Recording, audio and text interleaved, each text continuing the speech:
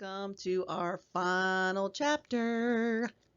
Chapter 10, Cleaning and Sanitizing.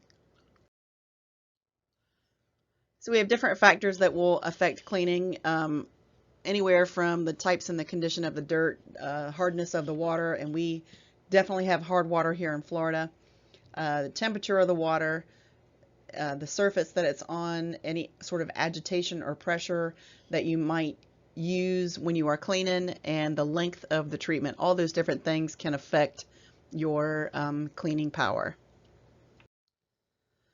We have to use cleaners that are stable, non-corrosive, and safe to use, which hopefully that goes without saying.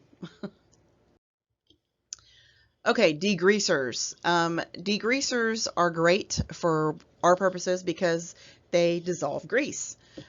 They worked well on burned on grease, backsplashes, doors, and range hoods, and that's a good thing. You'll see every year we actually start taking apart our kitchen and using a lot of degreasers on the walls and on the floors, and even in our hood system to take care of a lot of that buildup of grease. Even though we don't usually do a whole lot of frying in here, we do have a buildup of grease just from splashes and evaporation and things. So we have delimers. We use delimers for different areas that are affected by the hardness of our waters, like steam tables and dishwashers.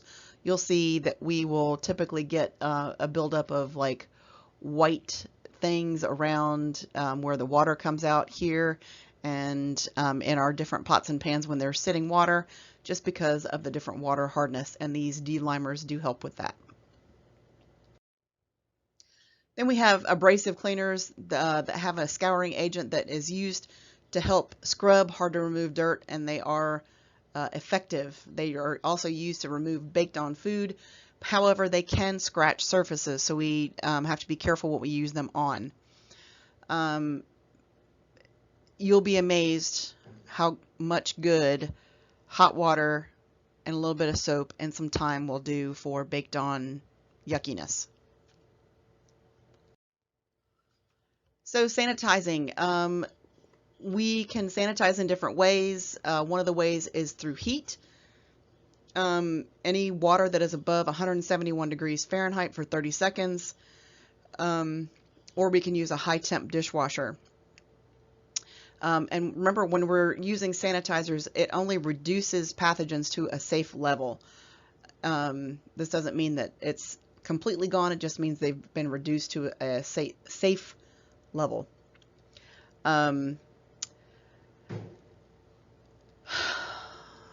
We can also use different chemicals like chlorine, iodine, or quartz.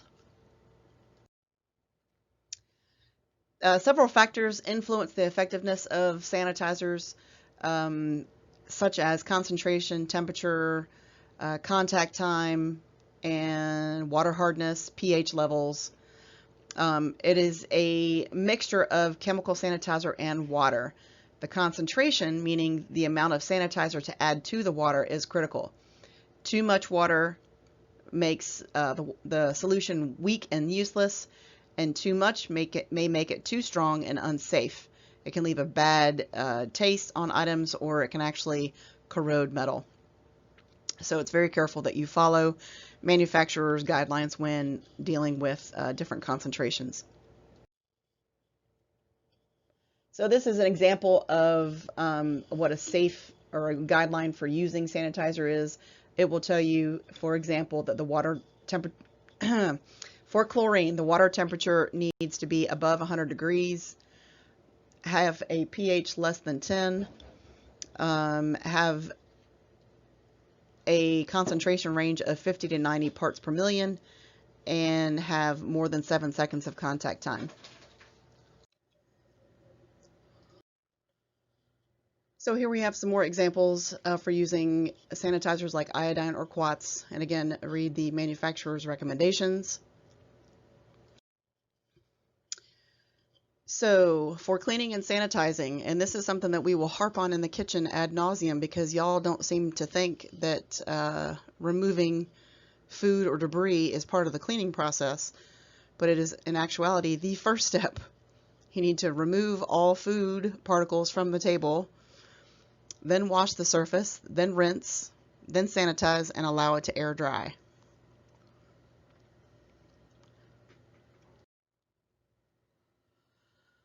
So, food contact surfaces must be cleaned after they've been used, before working with a different type of food, after handling different raw TCS fruits and vegetables, anytime a task was interrupted and the items have been contaminated, or after 4 hours if the items are in constant use. And hopefully y'all remember this from previous chapters, because we have definitely talked about this before.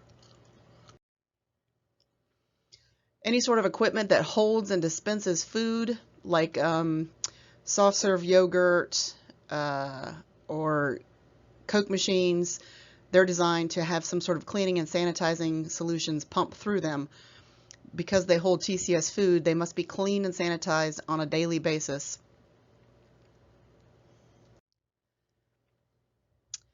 When you are cleaning, first unplug the equipment. Hopefully that goes without saying. Take the removable parts off of the equipment. Wash, rinse, and sanitize them, or run the parts through a dishwasher if you're allowed to. Scrape or remove food from the equipment or surface, and then wash the equipment surface. And you'll have to use a cleaning solution that is an approved cleaner as well. You'll rinse the equipment surfaces with clean water, sanitize the equipment surfaces, make sure the sanitizer comes in contact with each surface, allow it to air dry, and then put the unit back together. When you're cleaning in-place equipment, you need to do it every day like we talked about. All right, so what do y'all think? Silverware contains dried on food. What's the best thing to do before washing it? Scrape, rinse, or soak? In actuality, it could be any one of them. Yeah. A lot of times, if it's been sitting for a minute, you might need to soak it, but you could scrape them, rinse them, or soak them. All three work.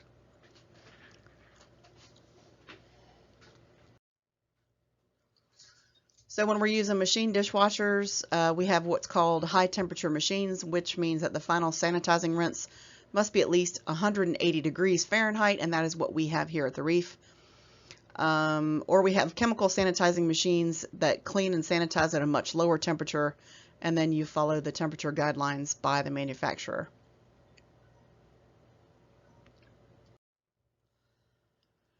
So when we're setting up a 3-compartment sink, you would clean and sanitize each sink and fill the first sink with detergent and water at least 110 degrees. Fill the second sink with clean water, and the third sink has water and sanitizer to the correct concentration. And we also have pre-dispensing soaps and sanitizers back there on our dish station that we will show you when we go back into the kitchen, but it kind of takes the guesswork out of it because it's already pre-mixed. We also need to take special care after people who get sick. If there is any sort of diarrhea and or vomit in the operation, it must be cleaned up correctly and immediately. It could contain norovirus, which is very contagious. If you clean these surfaces, it can prevent food from becoming contaminated. It will also keep others from becoming sick, which is our ultimate goal. To be effective, we must have procedures in place for cleaning up vomit and diarrhea and addressing specific actions employees must take to minimize contamination and exposure to food, surfaces, and people. And we do train on these procedures. Is this a safe practice? Hanging the mop up right next to the bread. What do y'all think? Yeah, that's going to be a big fat no. They need to be placed in a position to air dry without soiling walls, equipment, or supplies. Or, you know, fresh food.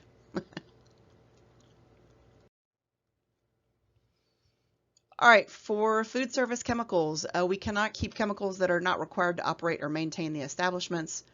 We always need to cover or remove items that could be contaminated before using chemicals. Make sure to clean and sanitize equipment and utensils after using chemicals, and always follow the law and manufacturer's directions when using chemicals. We need to store them away from food, equipment, utensils, and linens. And they must always be stored below food, equipment, utensils, and linens. That way it can't drip into our food. They must be stored in their original containers, and a manufacturer's label must include directions for use and clear enough to read. Working containers must be labeled with a common name of the chemical. Meaning if we transfer them to something like this that just has a generic sanitizer written on it, the label must actually be match what is in the product. All right, when monitoring a cleaning program, we have to supervise any sort of daily routines and check cleaning tasks against the master schedule daily, and change the master schedule based on changes in menu, procedures, and equipment, because when you change your menu, then these types of things will change with it. You'll ask your staff during meetings for input on the program just to make sure that it's working. How about these cups? Have they been stored correctly? No. They need to be stored upside down on a clean and sanitized shelf or rack. And that goes for just about everything in the kitchen. It needs to be stored upside down. The silverware stored correctly. Handles up. I'd say yes. Flatware utensils should be stored with handles up so staff can pick them up without touching food contact surfaces. Is this a safe practice? Looks like the chef is wiping the plate before it goes out. It is, because he's using a clean, visible, a visibly clean towel to wipe the plates without debris or anything. All right, keep in mind that you should have been taking notes, and you can always go back to any areas that you missed if you need additional help. Thank y'all.